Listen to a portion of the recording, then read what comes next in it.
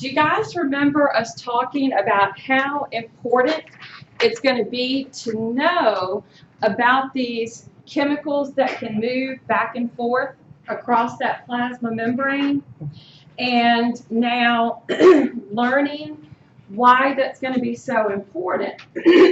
Because one of the things that we're going to think about in this chemical basis of life, we're going to see that in later chapters of our textbook, which actually is part 2, but what you're going to find is that a lot of this information is going to actually apply to that chapter.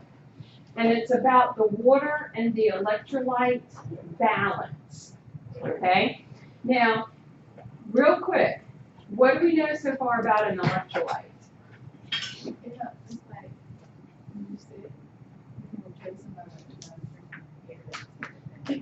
Right. Those are things that we kind of lose.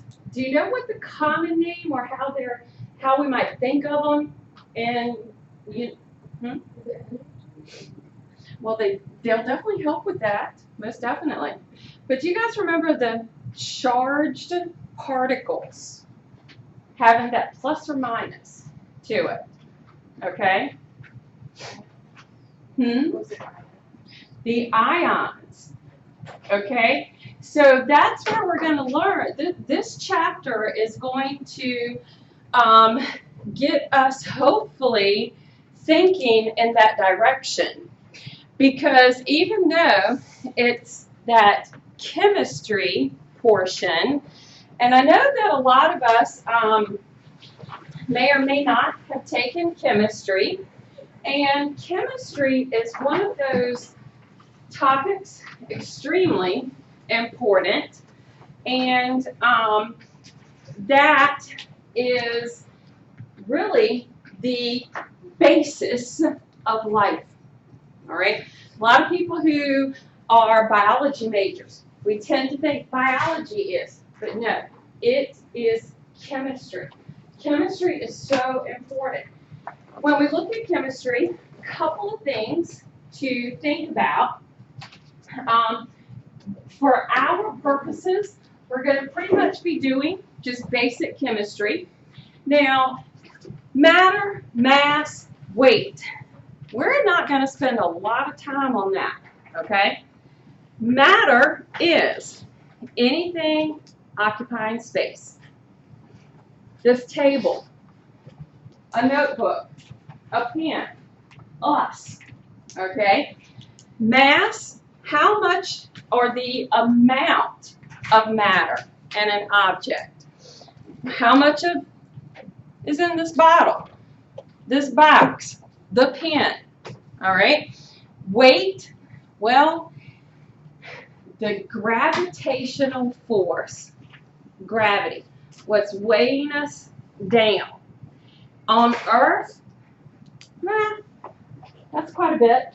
If you compare it to some other planets, like, I'd love to have the weight that we have on other planets, but we don't. I've got the weight that I have here on Earth. So, that amount of force, the gravity pushing on it, will give us weight. Now, here's where we're going to get interesting, because where we get interesting,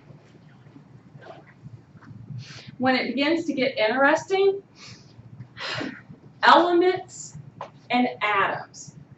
You'll notice that on the study guide that I've handed to you, those are the first 2 questions. An element, the simplest type of matter. It has unique chemical properties. It's composed of atoms. Now, element. Does it bring anything else to mind? The periodic table.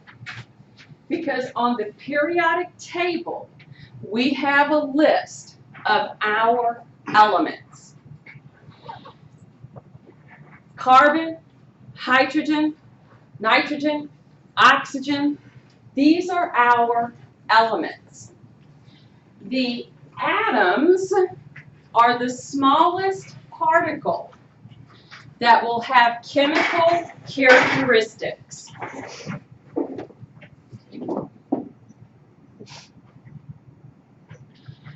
For our purposes, we are going to focus a lot on the elements because that's where things are going to get interesting for us, and then how their chemical makeup is going to cause them to react. So, in looking at the elements of the periodic table, every element has an atomic structure. When you take chemistry, you learn the atomic structure based on their subatomic particles: protons, neutrons, electrons. Neutrons, neutral. They don't have an electrical charge. Protons, positive, P and P. Electrons, negative. All right? When we look at an element has a nucleus.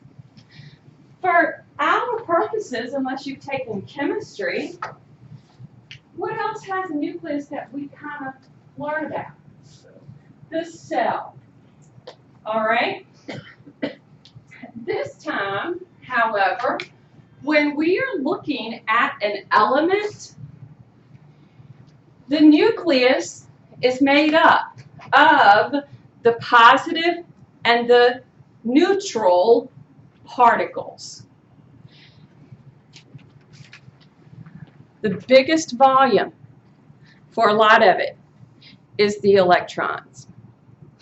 The electrons exist in orbits around the nucleus.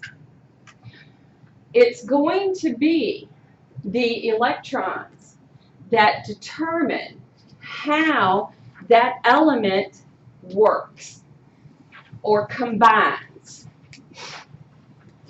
When we look at the periodic table, it tells us information about these elements. One that's pretty important to us because it's the organic base part is carbon. Do you happen to know, based on the periodic table, any information about carbon?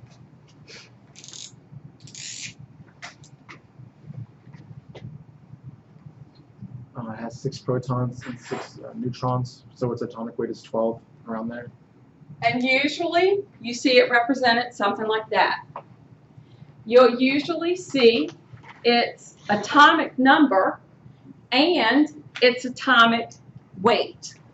That tells me some information that I can work with. It's telling me from that number, which is 6, okay, that it's going to have 6 protons and 6 electrons. Which subatomic particle is missing? Neutrons. I simply do some math to determine that. I will take my atomic weight and subtract the number. That tells me I have 6 neutrons. So in the structure of carbon, if I'm looking at the nucleus, and based on information that I just did some math for. It's telling me I have 6 protons, 6 neutrons. But now, which subatomic particle do I need to deal with? I need to deal with my electrons. And I have 6 of them. Okay?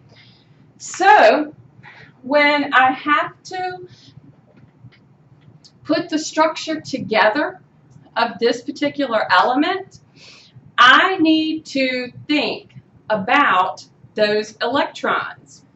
Because those electrons, they're going to exist in what we call shells. I thought that was the next slide. Now, you may have heard them as orbits. Okay? Now, in the first orbit that can exist around the nucleus, does anybody happen to know how many electrons? 2. And I want to change the terminology a little bit. It's up to 2. Okay? So, we can have, if we've got to deal with 6 of them, I have 2 electrons in that first orbit. How many electrons do I have left over? Whitney? 4. So I have a second orbit. I have 4 electrons. Okay? I have now addressed all 6 of my electrons. But in the second orbit, how many electrons can be there? Brittany? 4. 4. How many could actually fit into that second orbit? John? Up to 8. So now, if I look at this and I go, this is